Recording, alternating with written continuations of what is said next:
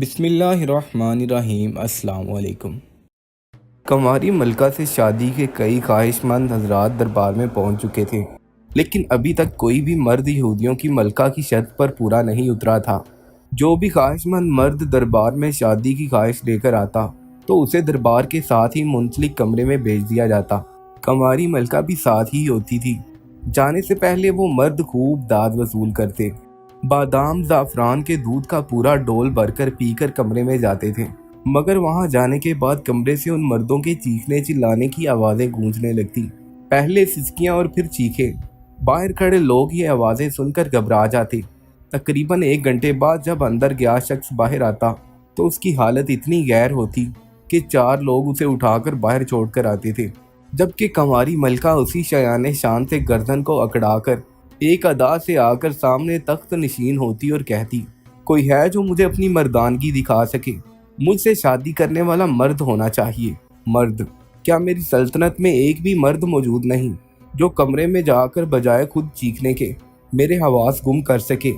سلطان محترم پچھلے 3 دنوں سے اس گھنے جنگل میں موجود تھے۔ صاف شفاف میٹھے پانی کی ندی کے قریب سلطان محترم کا خیمہ لگایا گیا تھا۔ اس وقت قالین بچھا کر وہ وزیر کے ساتھ بیٹھے تھے۔ آس پاس پرندوں کی چہچہاہٹ اور درختوں سے سائیں سائیں کرتی ہوا بے حد خوبصورت گیت پیش کر رہی تھی۔ سلطان محترم مچھلی تناول فرما رہے تھے اور ساتھ ہی رب تعالیٰ کی حمد و ثنا بھی بیان کر رہے تھے۔ کھانے سے فارغ ہونے کے بعد وہ اٹھے تو سپاہی بھی چوکنا ہو گئے، نہ جانے سلطان محترم کب کیا حکم سنا دیں۔ سلطان محترم کہنے لگے کہ آج میں اس جنگل کے دوسری جانب کی سیر کرنا چاہتا ہوں، سنا ہے وہاں کا پانی اس ندی سے بھی زیادہ میٹھا ہے۔ یہ سن کر سپاہی تھوڑے گھبرائے تھے، ان کے چہروں کی گھبراہٹ سلطان محترم بانپ چکے تھے۔ فرمانے لگے کہ کیا ہوا ہے؟ کیا میرے ساتھ آگے کا سفر نہیں کرنا چاہو گے، یا پھر میری وجہ سے تم لوگوں کو بیدار رہ کر اب تھکاوٹ محسوس ہو رہی ہے؟ اگلے ہی پل وہ 4 سپاہی آگے بڑھے اور سلطان محترم کے قدموں پر ہاتھ رکھ دیا۔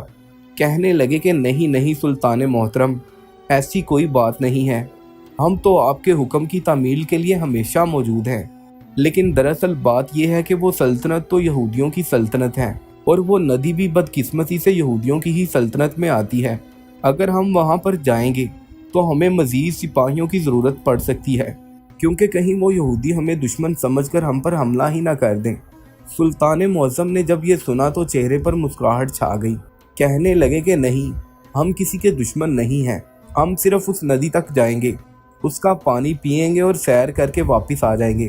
جب ہمارے پاس نقصان پہنچانے والا کوئی ہتھیار ہی موجود نہیں ہوگا تو بھلا کوئی کیوں کر ہم پر شک کرے گا؟ یہ سن کر سپاہی بھی جانے کے لیے تیار ہو چکے تھے۔ کچھ ہی دیر بعد سلطان معظم کا گھوڑا جنگل کی طرف بڑھ گیا۔ سپاہی بھی سلطان معظم کے پیچھے تھے، وزیر بھی ساتھ ہی موجود تھا۔ ابھی وہ کچھ ہی دیر کی مسافت طے کرتے ہوئے آگے بڑھے تھے کہ انہیں دور سے ہی ایسے آثار دکھائی دینے لگی جس سے یہ محسوس ہونے لگے کہ ندی اب قریب ہے۔ سلطان معظم جیسے ہی ندی کے قریب پہنچے تو کچھ جھاڑیاں ہٹانے پر ہی انہیں ندی کے ساتھ ساتھ ایک پوری سلطنت دکھائی دینے لگی۔ سامنے ایک محل تھا، آس پاس گھر بنائے گئے تھے، اور وہیں پر ایک عجیب سا شور بھی سنائی دے رہا تھا۔ اس وقت ندی کے قریب کوئی بھی نہیں تھا، اس لیے سلطان معظم آگے بڑھے اور اپنے ہاتھوں میں پانی لے کر پینے لگے۔ واقعی جیسے اس ندی کے بارے میں مشہور تھا، وہ پانی بے حد میٹھا تھا، لیکن سلطان محترم نے جیسے ہی دوبارہ پانی پینے کے لیے ہاتھ اٹھایا تو وہیں پر ساکت ہو گئے۔ وزیر اور سپاہی پیچھے ہی کھڑے تھے۔ سلطان معظم کو یوں بت بنا دے کر وہ تھوڑے سے گھبرا گئے۔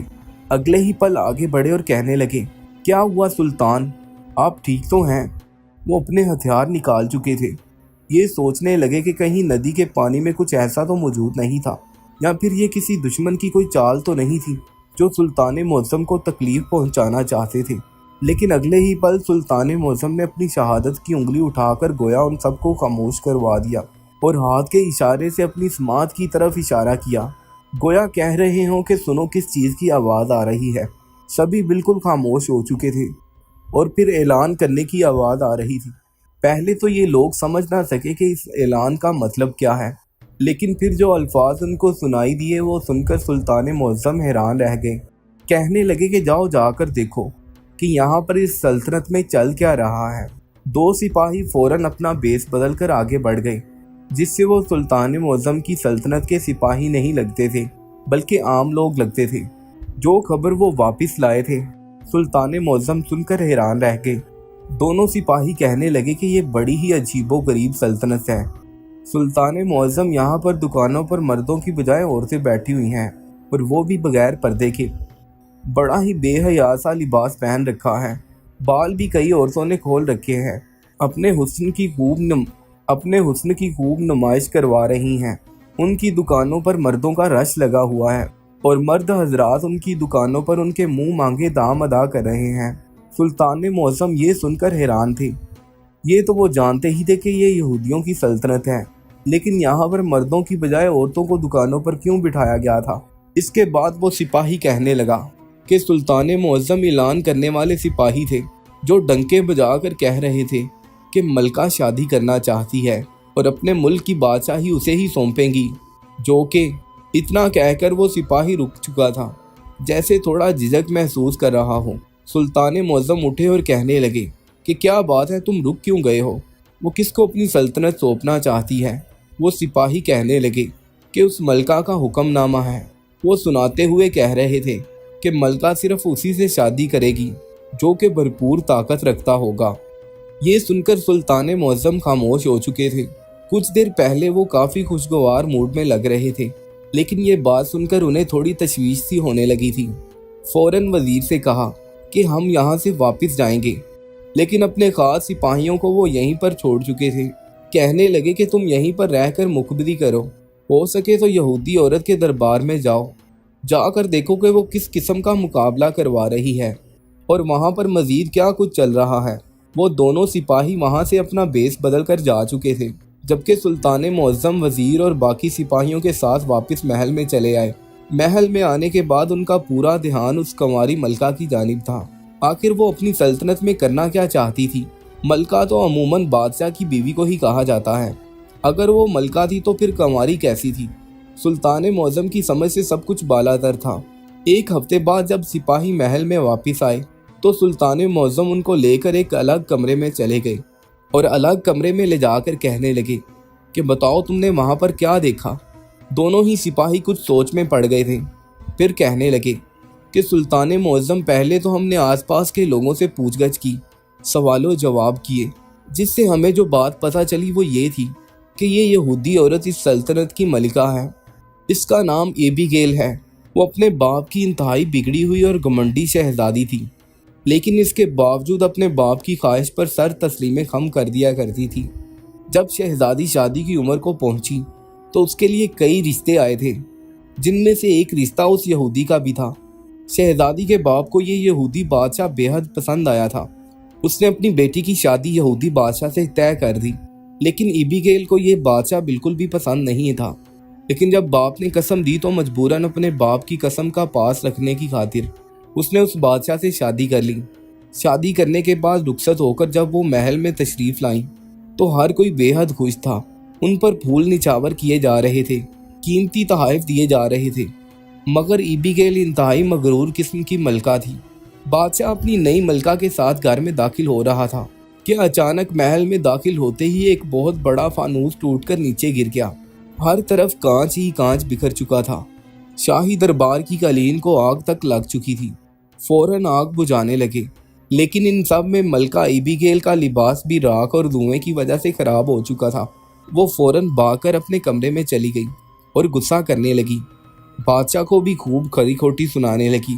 بادشاہ تو شہزادی ایبیگیل پر دل ہار بیٹھے تھے، لیکن ملکہ کی یوں بدتمیزی کرنے پر وہ شدید برہم ہوئے۔ بات یہیں پر نہیں رکی، دوبارہ سے نیا لباس شہزادی ایبیگیل کے لیے تیار کروایا گیا۔ وہ کہنے لگی کہ وہ تب تک اپنے شوہر کے ساتھ سہاگرات نہیں منائیں گی جب تک انہیں بالکل ویسا ہی لباس تیار کر کے نہیں دیا جاتا جیسا ان کے والد محترم نے انہیں جہیز میں دیا تھا، اور وہ پہن کر اس محل میں قدم رکھ چکی تھی۔ ایک ہفتے تک ان کا وہ لباس بھی تیار ہوا، جسے پہننے کے بعد انہیں اپنے حجرہ عروسیہ میں بٹھایا گیا۔ وہ بھی دلہن بنی بیٹھی تھی کہ جب یہودی سلطنت کے بادشاہ سلطان اس کمرے میں داخل ہوئے، لیکن اچانک ہی ان کے دل میں شدید درد کی ٹیسیں اٹھنے لگیں اور وہ وہیں تڑپنے لگے۔ ملکہ اپنی جگہ چھوڑ چکی تھی۔ فوراً شاہی طبیب کو بلوایا گیا، لیکن یہ بات اس نے روتے ہوئے کہی कि सुल्तान ऐसर इस जहाने फ़ानी से कूच कर चुके हैं। वो अब हम में नहीं रहे। पूरा मुल्क सोगवारी में डूब चुका था, जबकि मलका एबिगेल कंवारी मलका के नाम से मशहूर हो गई, क्योंकि भले ही वो शादीशुदा थी और 8 दिन अपने शोहर के साथ गुजार चुकी थी, लेकिन अभी तक उनके शोहर ने उन्हें हाथ तक नहीं लगाया था। पिछले 8 माह से वो अपने शोहर के बगैर इस सल्तनत को संभाल रही हैं, लेकिन उनके वालिद गिरामी वफात से पहले अपनी बेटी को ये कसम देकर गए थे कि वो अब दूसरी शादी ज़रूर कर ले। वो एक औरत है और औरत कभी भी सल्तनत की जिम्मेदारियां नहीं संभाल सकती। ये बात मलका एबिगेल को इस कदर घायल कर गई कि उसने पूरी सल्तनत का सारा कारोबार औरतों के सुपुर्द कर दिया। अब दुकानों पर तिजारत पर उस सल्तनत की औरतें जाती हैं और मर्द घर पर बैठते हैं। यही वजह है कि जब से औरतें बाजार में आई हैं और चीज़ें फ़रोख्त करने लगी हैं, तो कितने ही मनचले और गलत निगाहें रखने वाले लोग बाज़ारों में ही घूमने फिरने लगे हैं। उनको अगर ज़रूरत की अशिया ना भी चाहिए हो तो वो इन औरतों से आकर खरीदने लगते हैं और उनके हुस्न को देखकर अपनी आंखें सेकते हैं। और यूं मुल्क में काफ़ी तरक्की होती चली जा रही है। कंवारी मलका ये समझती है कि ये औरतों के कारोबार करने की वजह से है, लेकिन पसे पर्दा हकीकत ये बेहयाई है जो ये मलका अपनी सल्तनत में फैला चुकी है। सुल्तान मौसम ये सब कुछ जान चुके थे, लेकिन इसी के साथ ही जब सुल्तान मौसम को ये पता चला कि दरबार में एक मखसूस कमरा भी मौजूद है जहाँ पर वो कंवारी मलका खुद मर्दों के साथ जाती है और जाकर उनकी जांच पड़ताल करती है, ना जाने उनके साथ क्या करती है कि उनके चीखने की आवाज़ें बाहर तक आने लगती हैं। वो मर्द तो इस कदर कमज़ोर हो जाते हैं कि अपनी टांगों पर चलकर भी नहीं जा सकते। कुछ लोग तो बिल्कुल ही बेहोश हो जाते हैं, जबकि उस मलका की सेहत पर तो कोई असर ही नहीं होता। कई लोगों का तो ये कहना है कि ये लगता है मलका ही असेबज़दा है, यकीनन उस पर किसी ने बदरूहें छोड़ रखी हैं, या फिर ये है ही मनहूस। तभी जो भी इस मलका के करीब जाता है वो इस हालत को पहुंच जाता है, जैसा कि इस यहूदी सल्तनत के बादशाह को ही देख लें, जो कि बिल्कुल सही सलामत था, लेकिन इस औरत के करीब जाने से पहले ही मौत के घाट उतर गया। सुल्तान मौसम को ये सारी बातें समझ आ चुकी थी। कुछ देर तो वो सोचते रहे, फिर कहने लगे कि हमें मज़ीद देर नहीं करनी चाहिए, इससे पहले कि ये सल्तनत गलत हाथों में सौंप दी जाए और नया हथकंडा अपना लिया जाए। हमें जल्द से जल्द इसकी सल्तनत में जाना चाहिए। सुल्तान मौसम फैसला कर चुके थे।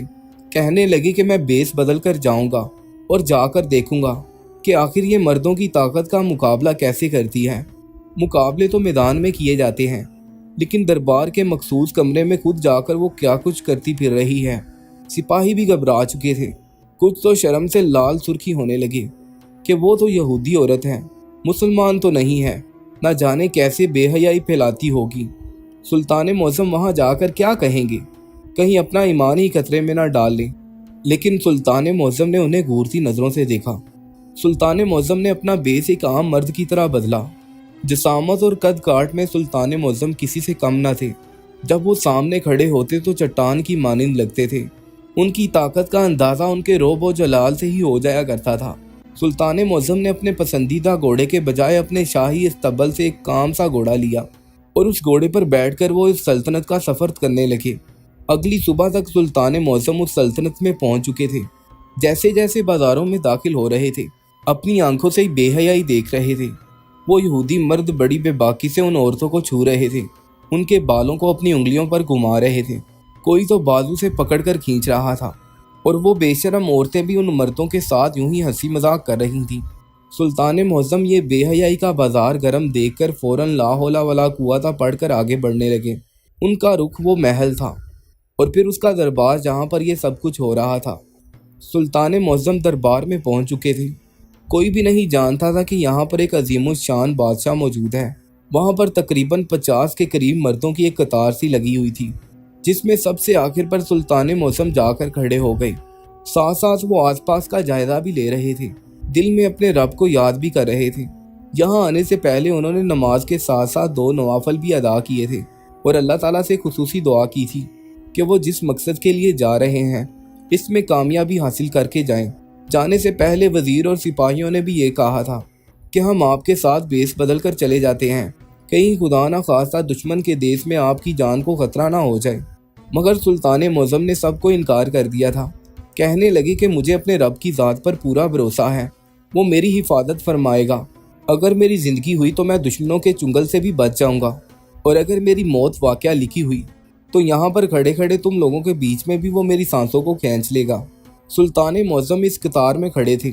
जैसे जैसे दरबार में मर्द दाखिल हो रहे थे, उनकी खुशी की कोई इंतहा नहीं थी। वहां पर अंदर से लाए जाने वाले मर्दों को उठाकर लाया जा रहा था।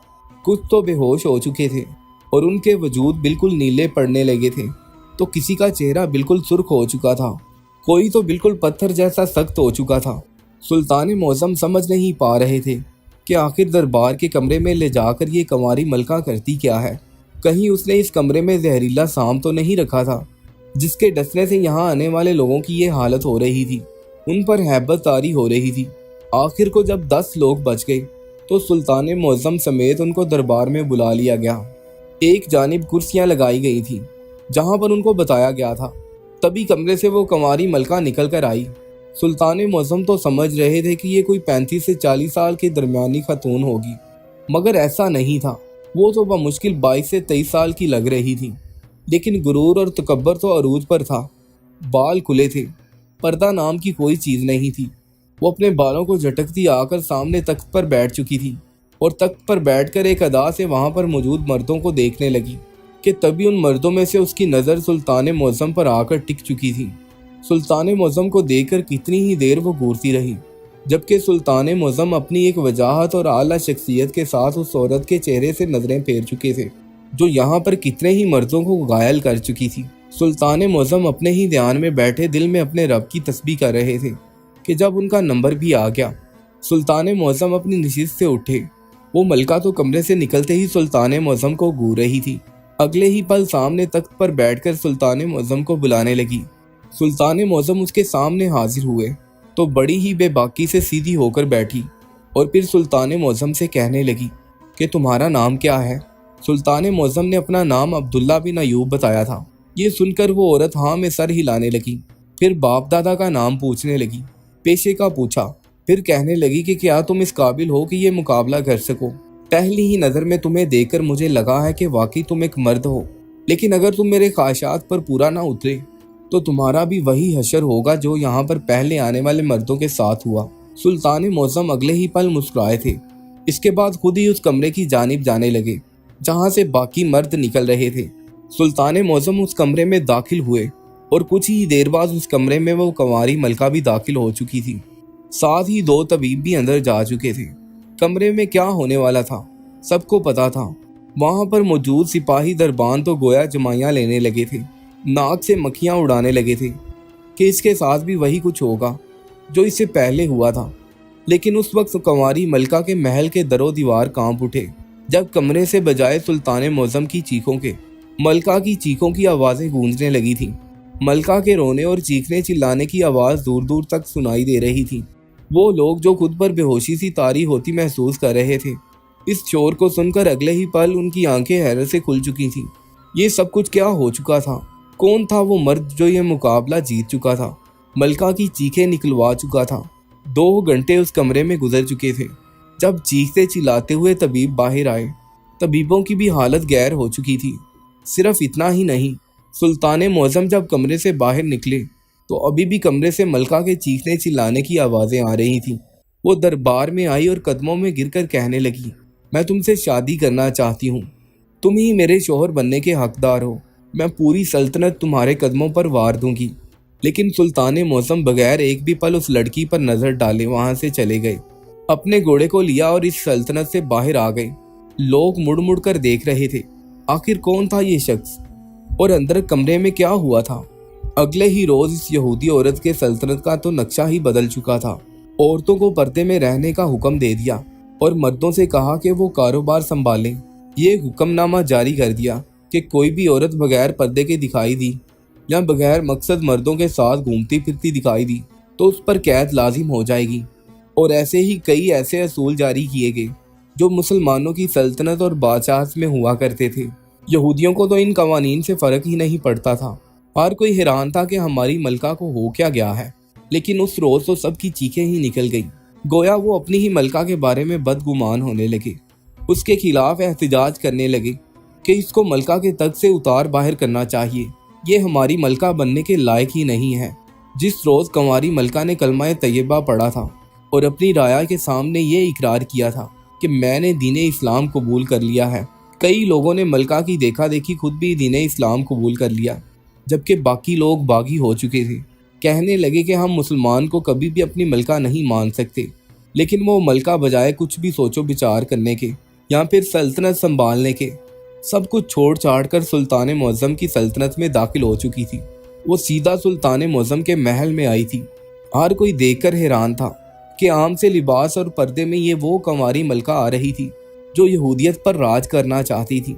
آ کر سلطان معظم کی خدمت میں عرض کیا کہ سلطان معظم، میں نے سب کچھ چھوڑ دیا، میں نے اسلام بھی قبول کر لیا، آپ مجھے مزید دینی تعلیمات سکھائیں اور اپنی نگرانی میں سکھائیں، لیکن میں آپ سے ہی شادی کرنا چاہتی ہوں، بے شک اپنی کنیزوں میں مجھے رکھ لیجئے۔ سلطان معظم یہ سن کر ایک پل کو مسکرائے تھے، پھر اسے اپنی خاص کنیزوں کے حوالے کر دیا کہ اسے دینی تعلیم سکھاؤ، اس کے لیے باقاعدہ ایک معلمہ کا انتظام کرو۔ ہر کوئی حیران تھا کہ آخر اس بند کمرے میں ایسا کیا ہوا تھا جو ایک گمنڈی اور مغرور کنواری ملکہ اس حد تک بدل گئی تھی۔ سلطان معظم کہنے لگے کہ جب میں اس کمرے میں داخل ہوا تو یہ ملکہ بھی وہیں پر داخل ہوئی تھی۔ سب سے پہلے مجھے ایک تخت پر لیٹنے کا کہا گیا اور کہا کہ یہ لوہے کی بڑی بڑی میخیں آپ کے سینے پر رکھی جائیں گی، اور پھر وہاں پر طبیب بھی موجود تھے اور بڑے بڑے پہلوان بھی کہنے لگے کہ ہم پوری قوت سے یہ لوہے کی میخیں آپ کے وجود میں اتاریں گے، جس سے یہ لگے گا کہ آپ واقعی بہادر ہیں۔ جیسے ہی وہ شخص قریب آیا اور سلطان معظم کے سینے پر ہتھوڑا مارا کہ وہ میخیں ان کے سینے میں پیوست کرنے لگا، تو سلطان معظم نے دل ہی دل میں اللہ اکبر کہا۔ اس شخص نے ہتھوڑا تو مارا تھا، لیکن وہ میخیں سلطان معظم کا کچھ بھی نہیں بگاڑ پائی تھیں۔ اس کے بعد سلطان معظم کو الٹا لٹا دیا گیا اور ان کے وجود پر بھاری بھرکم لوہے کی بڑی بڑی اینٹیں رکھ دی گئی اور وہ پہلوان ان اینٹوں پر چڑھ کر کودنے لگے۔ سلطان معظم نیچے بالکل صحیح سلامت موجود تھے۔ وہ ملکہ انتہائی حیران و پریشان ہو گئی، مارے خوف کے چیخنے لگی کہ آخر یہ کیسے ممکن ہے؟ پہلے آنے والے لوگ تو صرف اپنے سینے میں میخیں گھوم جانے کے ڈر سے ہی بےحال ہو کر بھاگے۔ یہ انسان ہے یا پھر کوئی اور ہی مخلوق؟ اگلا پڑاؤ کانچ کے ٹکڑوں پر چل کر پھر کوئلوں پر چلنا تھا اور اس کے بعد کھولتے ہوئے پانی میں تیراکی کرنی تھی۔ جو بھی ان مقابلوں میں جیت جاتا وہی ملکہ کا شوہر ہو سکتا تھا۔ وہ ملکہ جان بوجھ کر اس طرح کے پڑاؤ رکھ رہی تھی تاکہ لوگ پہلے ہی بھاگ جائیں، لیکن سلطان معظم نے جیسے ہی آگے قدم بڑھانا چاہا تو وہ ملکہ آ کر قدموں میں گر چکی تھی۔ کہنے لگی کہ آپ کون ہیں؟ یہ سب کچھ کیا ہے؟ یہ تو کسی معجزے سے کم نہیں۔ بتائیے آپ کون ہیں؟ کہاں سے تشریف لائے ہیں؟ مجھے عام نہیں لگتے۔ تب سلطان معظم نے اسے اپنا تعارف کروایا تھا۔ تعارف سن کر تو وہ خوف سے چیخنے چلانے لگی، یقین ہی نہیں کر پائی تھی کہ یہ دوسری سلطنت کے سلطان ہیں۔ اگلے ہی پل قدموں میں گر کر کہنے لگی کہ مجھے آپ سے نکاح کرنا ہے، میں آپ کی بیوی بننا چاہتی ہوں۔ مگر سلطان معظم نے انکار کر دیا، کہنے لگے کہ میں صرف اور صرف مسلمان سے ہی شادی کر سکتا ہوں، تم جیسی گھمنڈی اور مغرور عورت کے ساتھ میرا کوئی تعلق ہی نہیں۔ سب کچھ چھوڑ چھاڑ کر سلطان معظم وہاں سے نکل آئے تھے، جبکہ وہ عورت سلطان کی خاطر دیوانی سی ہو چکی تھی۔ ابھی بھی سلطان معظم کے ہاتھ میں تسبیح تھی اور وہ مسلسل تسبیح پڑھ رہے تھے۔ سلطان معظم کی یہ بات سن کر ہر کوئی متاثر ہو چکا تھا۔ 2 ماہ تک وہ عورت وہاں پر دین سیکھتی رہی، مکمل پردہ کرنے لگی، یہاں تک کہ دوبارہ سلطان معظم کے پاس حاضر ہوئی تو سلطان معظم نے اس کا نکاح اپنے وزیر سے کروا دیا۔ وہ اس پر بھی رضامند تھی کیونکہ اللہ تعالیٰ نے اس یہودی ملکہ کے دل میں خیر ڈال دی تھی۔ اس کا سینہ ایمان کی روشنی سے منور ہو چکا تھا۔ پورا دربار سلطان زندہ باد کے نعروں سے گونج اٹھا تھا۔